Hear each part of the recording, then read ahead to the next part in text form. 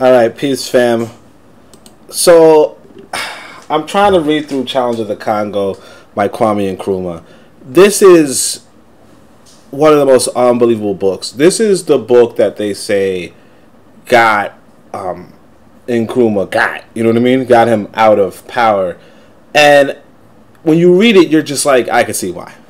So this right here is a letter he gave to the UN Secretary General. Okay? He sent this letter to the UN. He'll tell you. He says, look, in a supreme effort to win the support of the Secretary General for the replacement of the military forces of the UN by an all-African force, I sent the following letter on December 16, 1963, which I quote in full. Now, you have to question for yourself, what kind of letter is this, right? Well, here you have it, right? Is there any need to stress to you what independence of the Congo must mean to every African leader who regards the freedom and prosperity of the whole continent as indivisible? But even for those who think in national, sectional, or regional terms, any form of foreign control over the Congo Republic constitutes an immediate and substantial threat to their own independence. Now, again, I don't need to remind you guys that the UN is not your friend. The UN is not your friend. It never has been, never will be. It's just an organization the United States set up to keep power in the hands of the Western world. And what Kwame Nkrumah was doing is he's writing these people in an institution they set up to keep power for the Western world. That, hey, you know what? If you had control over the Congo, you would threaten all of us in Africa. Well, continue. And not saying that they don't know, but it's like, what are you telling them for? But we'll continue. Geographically, strategically, and politically, the Congo is the most vital region of Africa. Military control of the Congo by any foreign power will give it easy access to most of the continent south of the Sahara. Now, again, remember who he's talking to. Just remember who he's talking to. We'll continue. Just for time's sake, we'll continue. Geographically, it owes its importance not only to its central position, but to its vast area and tremendous resources. Remember, these people stepped into Africa only to take its resources. And he's telling them, hey, you know what? No, he's not. Look, although these resources have hardly been tapped. Okay. Instead of, hey, man, it's running out. The resources are bleeding out. No. There's a lot of resources here. They have already enriched foreign interests to a degree which has made them adamant to continue with the exploitation of the Congo's wealth and has aroused the cupidity of others to share in this exploitation. Now, again, like I'm telling you, man, if I was alive, I would be like, Nkrumah, do not write that. Do not write that. Do not write that. But we'll continue. The strategic importance of the Congo derives from its geographical features. Foreign powers which have concerned themselves with what they would like to call the defense of Africa, by which they mean the defense on the African continent of interests which are mainly contrary to those of African people, clearly regard the Congo as the key to the military control of Africa. This is the significance of the aid which Belgium receives from her allies to build great military bases at Kitona in the west and Kamina in the east of the Congo. This is the reason why there are 8 international airports, 30 principal, and over 100 secondary and local airports in the Congo. The Congo represents strategic space to Western military. And again, remember, and civilian experts when considering the likelihood of a war with their enemies from bases in Africa. Now again, he's writing the Western military and civilian experts themselves. And he's like, hey, look, and this is what I want you to understand. I want us to understand a little bit of things about Europeans and the colonial mindset, okay? The thing about Europeans and the colonial mindset that I want you guys to understand is that they're trying to dominate the planet. And they're succeeding. And part of the reason why they're succeeding is because they get assistance from Africans. Okay? They get assistance from Africans, and that assistance sometimes looks like this. You say, hey, man, you know what? I'll tell you what it is. The premise of this letter is he's asking the United Nations, because the United Nations says we have to pull out of the Congo. Okay, he's telling them, hey, what about you? Let us do an all-African force. And the United Nations is going to tell him no.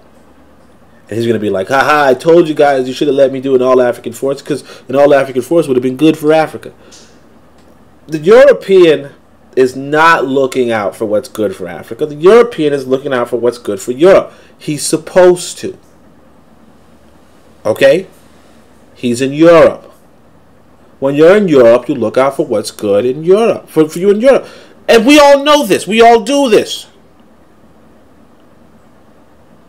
You know? We all do this. Only when you disown your country are you not looking out for your country. But these Europeans have not disowned their country. The only circumstance where you could be like, hey, you know, you're one of us, or hey, you get me, is when somebody says, you know what, I'm not even with my country anymore. My country wants me dead. They don't say they are representatives of their country on the world stage. These are people who climb the ladder in their own countries to become representatives of their countries. Do you know how much of a patriot you have to become a representative of your country? And you're asking them to look out for your interests? That's the... Again, Kwame Nkrumah is a respected ancestor, so I will not finish that sentence. But I want y'all to understand, this is the book that got him killed. Now, should you go read it? Sure. Challenge of the Congo. That's the name of it. Should you read it? Sure. But you might be in for a shock. I'll put it that way. But we'll continue reading. The likelihood of a war with their enemies from bases in Africa. The size and pivotal position of the Congo furnish the greatest military advantages, either for the purpose of attack or defense when fighting in Africa. And the geographical theories of men like Mackinder and Hashofer, the Congo is the area from which the domination of Africa can be ensured. You understand that? You're talking to the people who dominated Africa. Like, you're talking to France and England and America. Okay? Remember, the United Nations Security Council comprises 5 countries, right? China and Russia included. But the United States, England, and France, who are a majority, and you're telling them, the colonizers, okay, you know, you could dominate Africa by dominating the Congo, so don't go dominating the Congo.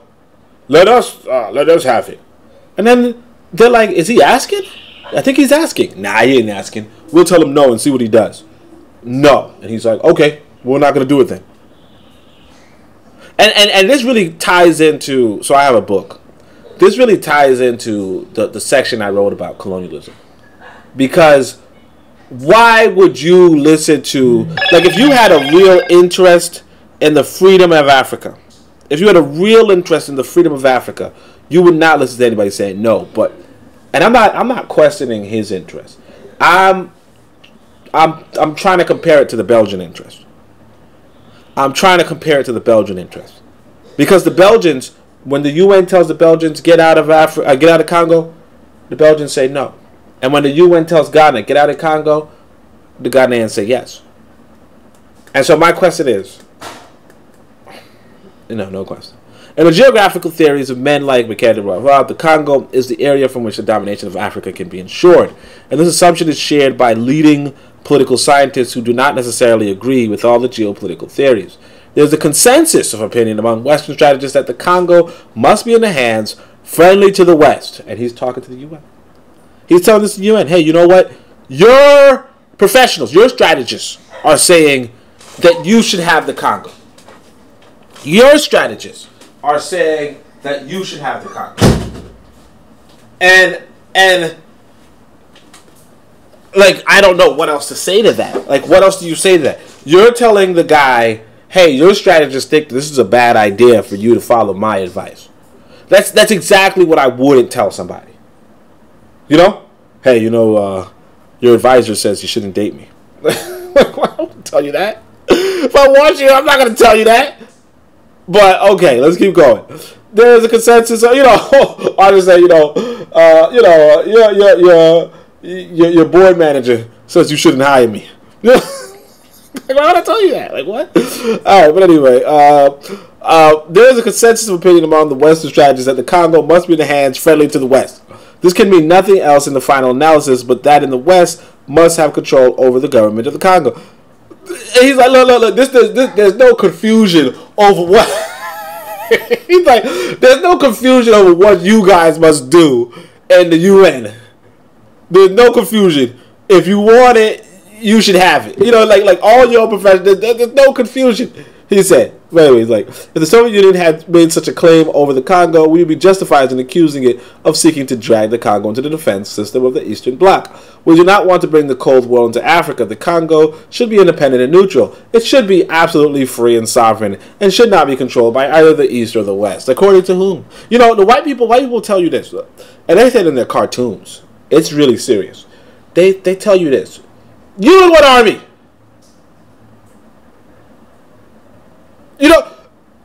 They don't care. If you say, look, me and this army, then whatever it is you said, right, they'll follow it. Assuming the army is significant, they'll follow. But if you say, oh, I ain't got an army, I just thought that you should do this, they say, okay, well, have a nice day. Okay? You're a grown damn man. That's what they would tell you. If I ever go to a white man and I say, look, man, get out of that chair. And he says, you know what army? And I'm like, no, I just think you should give up your chair. You give your seat. He said, he'll tell me, look me in my face and say, you're a grown damn man. You're a grown damn man. You should know. Ain't nobody listening to you. Like, your opinion means nothing. Now, if you have some force behind your opinion, then sure. I'll get up. I'll give up my chair or whatever. He's like, hey, I'll give you a back massage. You know what I'm saying? I'll do whatever the fuck you say. But if you don't got no army, you a grown damn man. You know better. You trying to appeal to my logic? What the fuck are you talking about? I took over countries.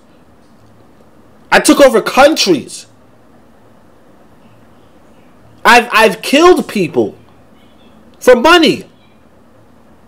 And I'm not a mercenary. As a matter of business, I've been killing people for money, and you're telling me what you think is the right thing to do? You think I care? That's what the white man tell. That's what you tell me. You say you're a grown damn man. But anyway, let's keep reading. In fact, this is precisely what the West has prevented in the Congo. The central government is constrained to believe that its interests coincide with Western interests. The future is not even left in such uncertain hands. The future is ensured by seeing to it that the Congolese army, although theoretically under the central government, is in fact managed principally by two Western powers through the so-called Binza Group. And y'all might not know this. Like I said, read the book if you need to, right? But this was partly the fault of Kwame Nkrumah himself. Because Lumumba won the election, and Kwame Nkrumah said, hey man, for a little bit of balance, give the military to your opponent. The dumbest thing on the planet. Lumumba paid for that decision with his life. I want y'all to understand that. Lumumba paid for that decision with his life. A lot of like I said, I wrote a book. So, and it's free. It's free to read right now. Like the preview. So, make sure you guys check it out. Because I'm just like, part of me is just pissed. The things I'm learning is just pissed. But we'll keep going. For military planners and economic exploiters alike, the fact that a government subservient to foreign powers can only perpetuate the present misery, stagnation, and distortion of the people of the Congo, while reserving greater horror for them in the event of war, is unfortunately a matter of indifference. And he's telling you that they are indifferent. But we'll keep going. The political importance of the Congo is, of course, closely related to its strategic and economic importance. This combined importance must attract military intervention, as well as all the subtler forms practiced in all independent African states where the foreign interests seek to retain their former colonial privileges.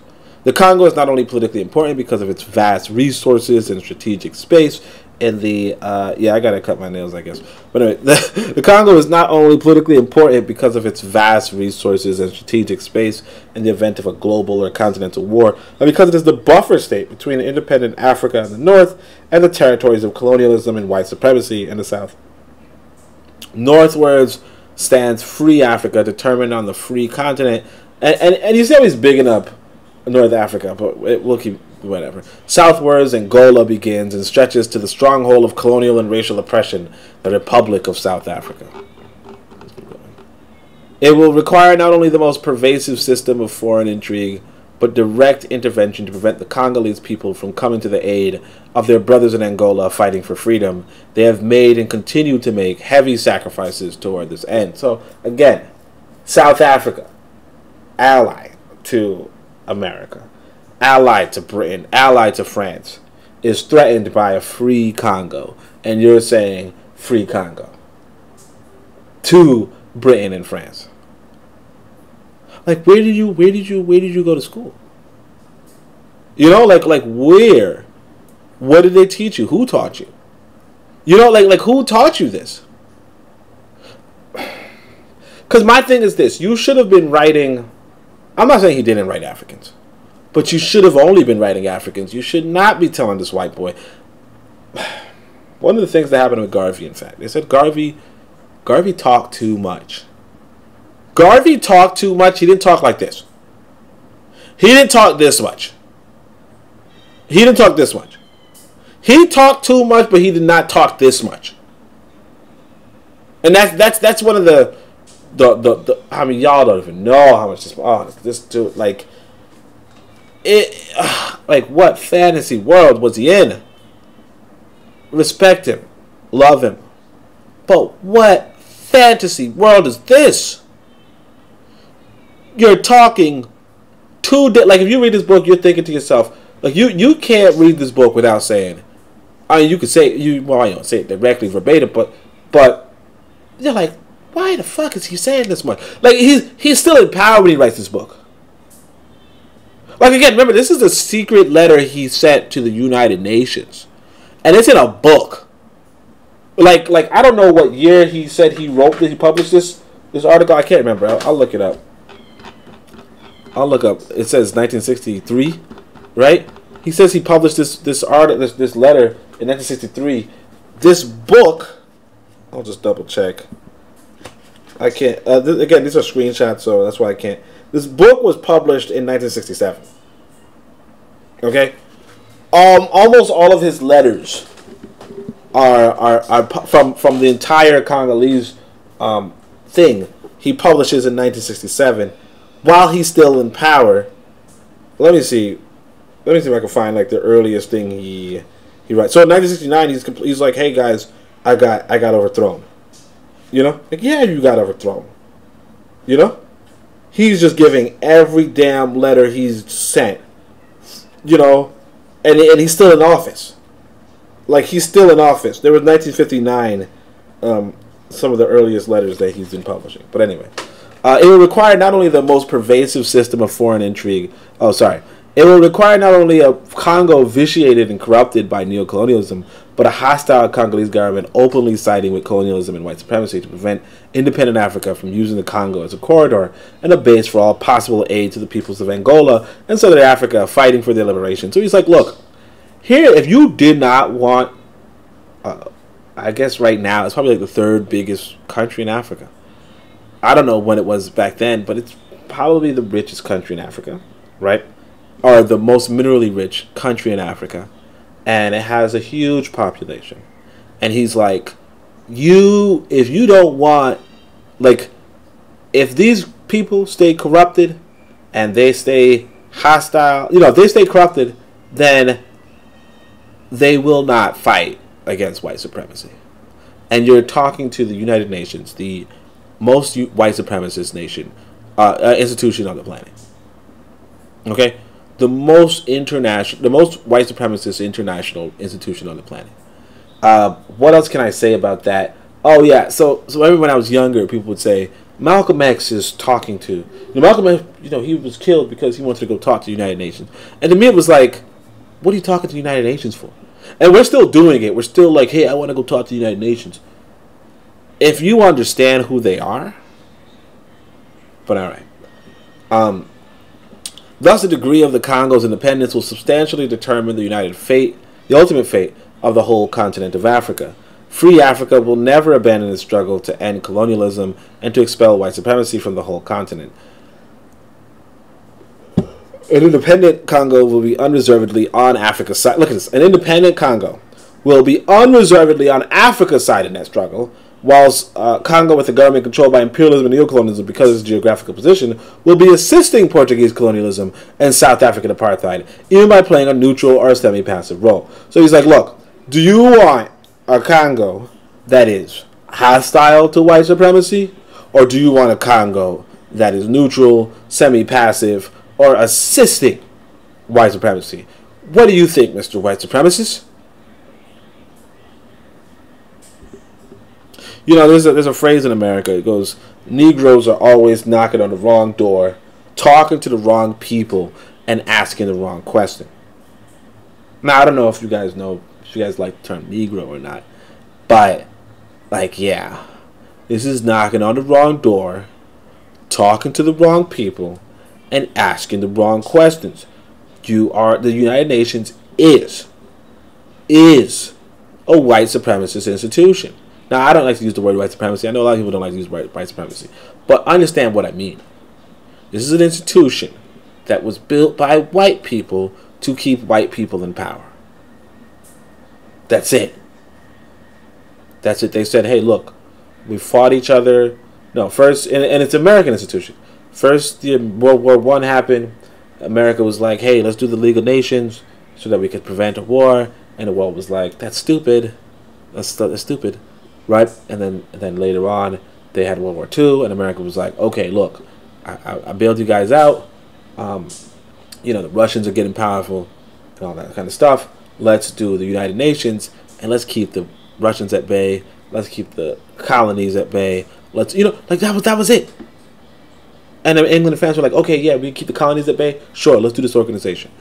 And now, a leader of a country that was recently decolonized is like, hey, we want to fight you a little better. Can we do that? And they're like, you got to be shitting me. Like, you got to be kidding me. You're a grown damn man. You're a free damn country. And you're asking me if you have permission to fight me? Well, the answer's fucking no. Like, if you're asking me, why would you be asking me? I have no idea. You're a grown damn person, but you're asking me. Therefore, I'm going to tell you no. You know what I mean? It's like somebody. If I don't know somebody and they say, hey, man, can I slap you in the face? Look, if you asking me if you can slap me in the face, the answer is no. You're a fucking idiot. Now, if you slap me in the face, that's one thing. We can throw down, sure. But if you ask me if you slap me, I'm not gonna say yes. Why the fuck would I say that? Why would I say that? Why would I say yes to you asking me, like seriously asking me if you could slap me in the face? Unless I want you to slap me in the face so I can beat your ass, maybe. But you're not even asking for that reason. You're not like, yo, I want to fight you. You literally you literally don't understand what you're asking me.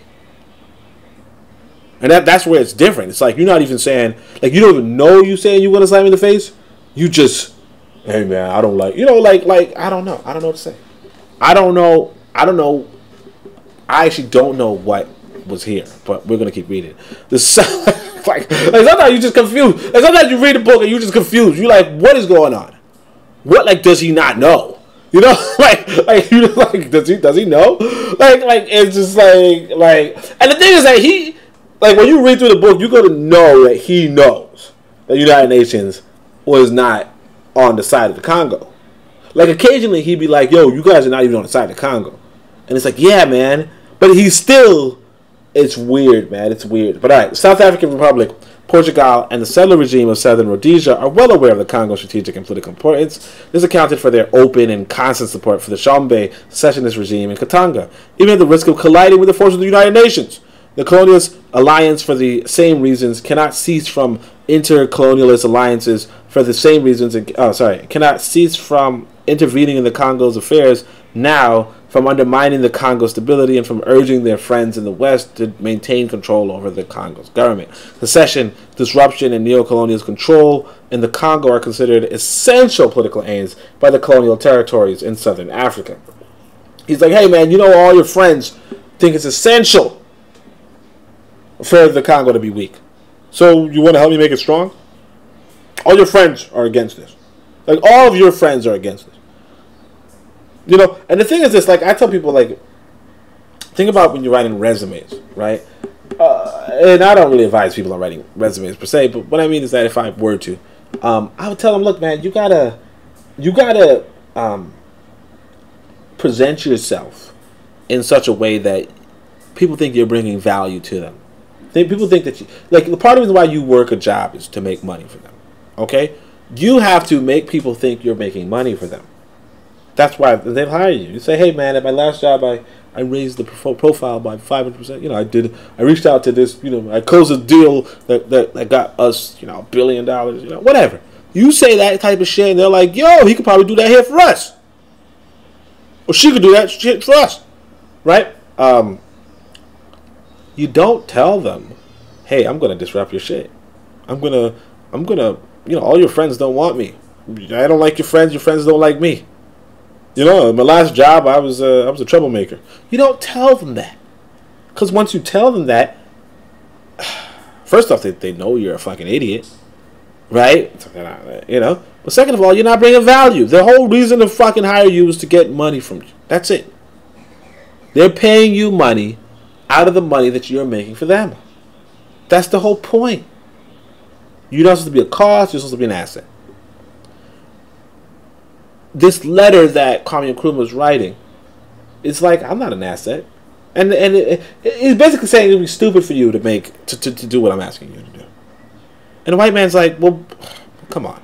You put it that way. You know what I'm saying? You put it that way. But anyway, these reasons amply suffice to show why and in what sense certain powers have involved themselves in the political life of the Congo. Sections of the press in some of these countries have even had the effrontery to rebuke us, leaders of independent African states, for our efforts to sustain the independence of the Congo. Thus, when I wrote letters of advice to Patrice Lumumba, the press raised the cry that this constituted interference in the internal affairs of the Congo, when the tools and thugs of the Union Miniere themselves are murdered the same Patrice Lumumba. No one in these quarters referred to them as interferences in the internal affairs of the Congo. And understand this. This Union Miniere was making, I can't remember, it was like 15 billion francs. 15 billion francs a year off of the Congo. And this is why I said, if African people were to get together and say, look, let's us take over the fucking Congo. Let us make 15 billion francs. Or let's keep 15 billion francs out of the hands of European institutions, whichever. Right? It would have been so much more different. It would have been so much more different if we had the gall, the gumption to be fucking men. No disrespect. But if we had the gall and the gumption to be men and say, let's take over this country. Not to hurt it, not to abuse it, no. But to keep it from being hurt, and keep it from being abused. Instead, what happened was the Congo got a fucking dictator for 30-something years. I can't remember if it was Mobutu, I believe. But Mobutu takes over and is just a terror. A terror. Because we weren't fucking man enough to just stand up and do the shit. Because again, he's asking that. Let me collect myself. Alright, don't get mad at history. History passed. But, don't get mad at history. One newspaper with a very large circulation in the city of New York could find no other comment than the words, "Another red gone to hell." For of course, read this newspaper before. For of course, all this conspiracy against the Congo was carried out under the banner of anti-communism. Lumumba was not killed because he was thought to be a communist, but because he was a nationalist leader threatening the monopolies of Union Miniere. It was for that reason that all who wished to keep the Congo weak, subservient, and divided became his enemies, and for that reason that, even today, those in the Congo who sincerely hold to his principles and convictions are persecuted and imprisoned. We are now approaching another turning point in the history of the Congo. The United Nations forces, sooner or later, will have to withdraw. The question is, what will follow that withdrawal? Will there be will there be, at the behest of outside influence, a military coup with General Mobutu or someone in a similar position taking over power, and perhaps with the return of Moise Tshombe, the puppet of the Union Miniere, to a position of influence? And yeah, Mobutu takes over. There are indications that preparations are being made for such an outcome, which would turn the Congo back into a colony in all but name. What is the significance, for example, of the training program which has been announced for the Congolese army? This program is placed in the hands of a group of NATO countries and their allies. Writing on the wall, man. Writing on the wall. I had an error to edit. I had to edit it out. But the Congo, like, what people don't realize about Kwame Nkrumah is that America deposes him after this book. And they depose him in one of those ways where it's like, you didn't see that coming? Like, you believe them? So the United States asked him, somebody said that black people can't use that, say that word, asked. They asked him, can you help us find a peace deal between Vietnam? Like, in Vietnam. And he's like, yeah, sure, I can negotiate a peace deal in Vietnam.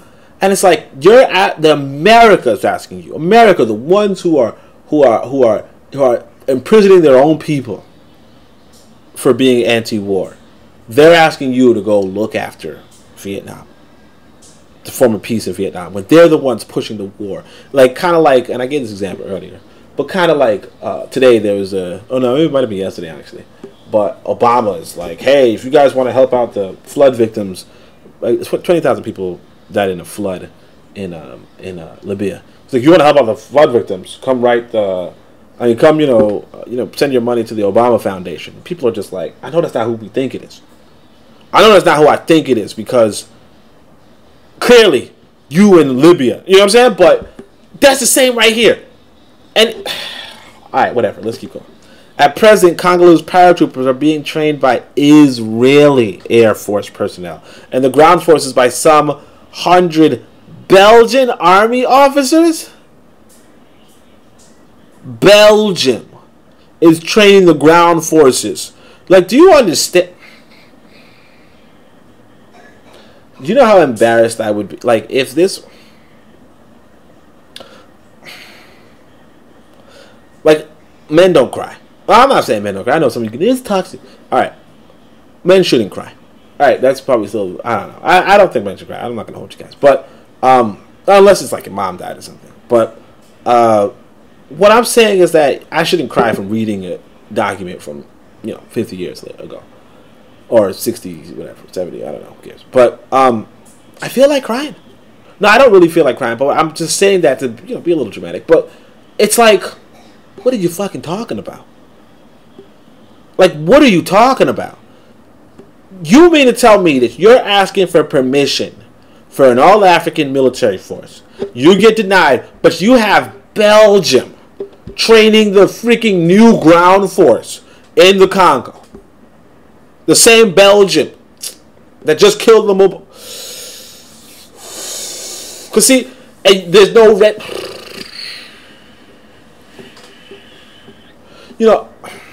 I can't, man. I can't. Like, the way how, like, African people, like, we how do we get colonized? What do we do to get colonized? Bruh. Like, I can't. I'm sorry. Like, I want to be articulate. I'm an articulate guy. Make sure you guys like, subscribe, share.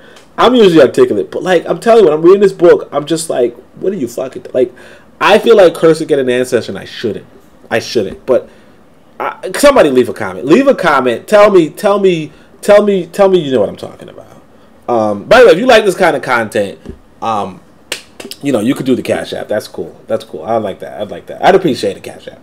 Because like I said, I'm in Tanzania, just living. But yeah, like, if you want me to read something, that might work. I mean, if you like my reading style, you might not. So if you don't, that's fine. You don't have to do the Cash App thing. You know what I'm saying? But I mean, I kind of want to take commissions, but I don't know. If it's as bad as this, I don't know. I might have to. If it's really bad, I might have to refund y'all. You know what I'm saying? I have to hold you. But anyway, let's go back.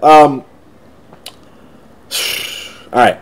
Being trained by Israeli. And no. So I want to say this though, because some things are imaginary. Some things are just didn't happen, or some things are just speculative. And that's like you don't get emotional with that. This is an actual letter by an actual head of state in Africa who actually sends the Secretary General of the United Nations. This is a historical document of an African in his private at his best. And you're like, what the fuck? You're a grown damn man. It's not like an imaginary tale or like somebody else's story. This is direct. This is first-hand account. It's a first-hand account. It's not it's not even translated. This is literally what he said. This is literally the letter. And that's like, it's just too much. But all right, let's keep going. This is a very strange program indeed for a non-aligned country. And the Congo, from the formation of the Adula government in July 1961, has declared itself to be a non-aligned country. Mr. Adula and Mr. Gazinga indeed attended together the conference on the non-aligned countries at Belgrade. Mr. Gazinga is now in captivity, and Mr. Adula has allowed NATO to take over the training of his army. I cannot believe Mr. Adula, actually I don't know if it's Mr. Adula or just M. Adula, maybe his name is M, I don't know, but it could be Mr. Adula, who have committed himself to such course in clear contradiction with his declared policy of non-alignment, where he a free agent. The sad fact is that Leopoldville now, as at all times since the betrayal and murder of Patrice Lumumba, the dominant interests of those groups are those of groups of Western powers. We have sympathy for Mr. Adula in his very difficult situation, but can we consider him to be speaking for the Congolese people while he remains politically and military dependent on outside power? So what they're saying is, look, the Congo was not aligned. Then the West said, no, that's it. You're not aligned. Because you got to remember that Nkrumah was, at this point in time, one of the smartest people in Africa. And he's doing this dumb shit. So you could just imagine what everybody else was doing. But anyway, even when Mr. Adula makes a token assertion of independence by allowing the AGIP oil company to operate in the Congo in competition with the existing American and Belgian companies, her position as prime minister is openly threatened. The fact is that nothing and nobody can help the Congolese people to free themselves unless the African nations come to their help in unity and in accordance with the spirit of Addis Ababa.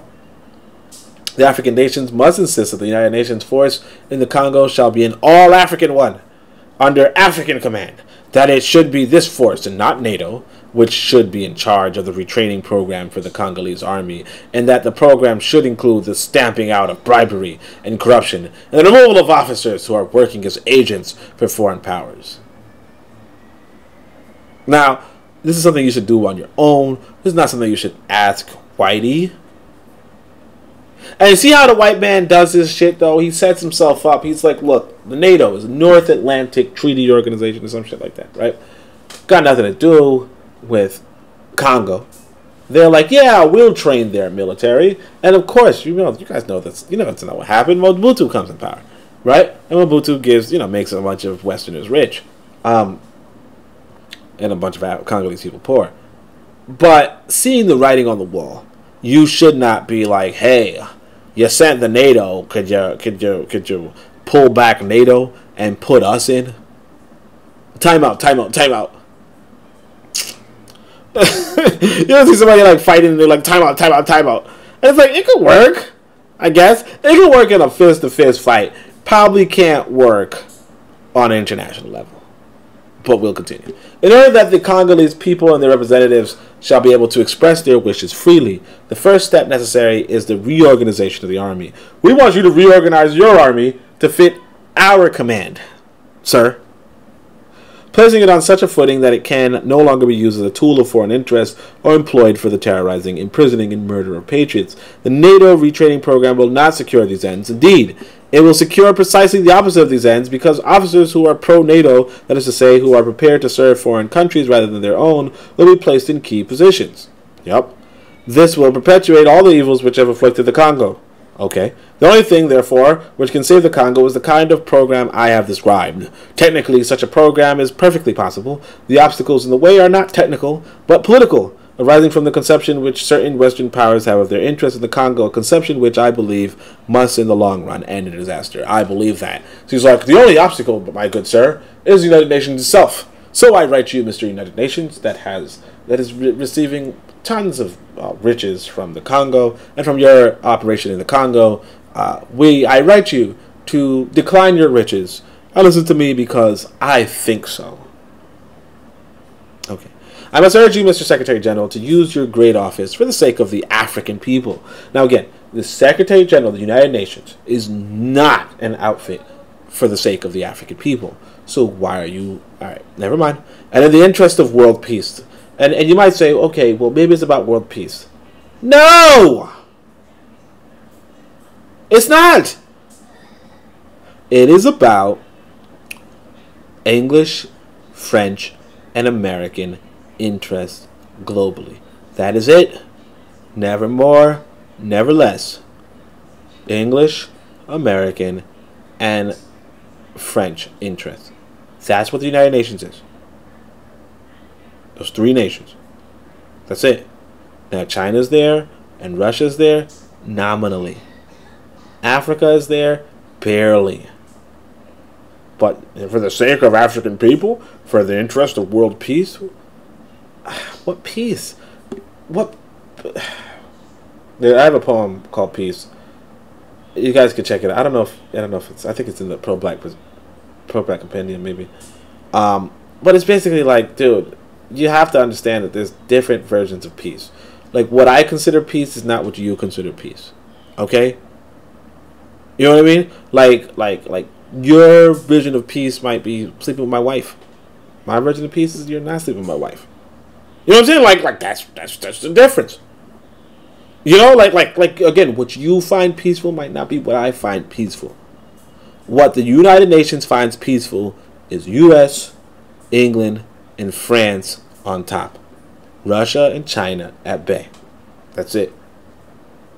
Africa under heel. That's it. So you going, hey, in the interest of world peace. They have world peace in what they're doing. Stupid. I don't mean to say stupid, sorry. But you get what I'm saying. Like you get what I'm saying. To set in motion consultative machinery for replacing the military forces of the United Nations by an all-African force under the provision of the Addis Ababa Charter as soon as the period of the present mandate of the United Nations expires. So again, I apologize to my my great brother, my great ancestor, father, if you will, Kwame Nkrumah, for that last remark. And I just don't want to delete the whole how many minutes because of it. But yeah, like, come on. Like, come on. Grown man. Anyway, hopefully you guys, if you like my commentary, check out my my book. By the way, here's actually an ad for it, so check it out.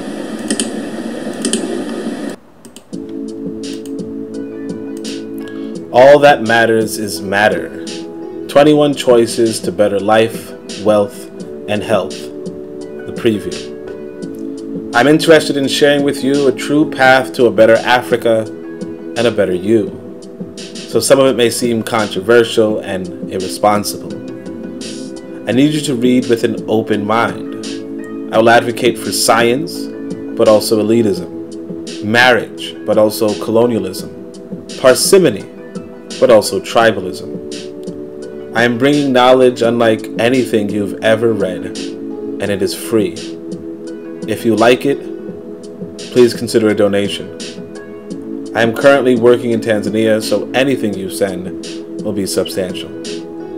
CashApp, ABSOni, YouTube, The Pro-Black Perspective, X, @Onitase, Discord, Pan-African Discussions, email, 01954@gmail.com. I look forward to hearing from you. I am the author of the Book of Power. Download the free PDF of All That Matters is Matter below.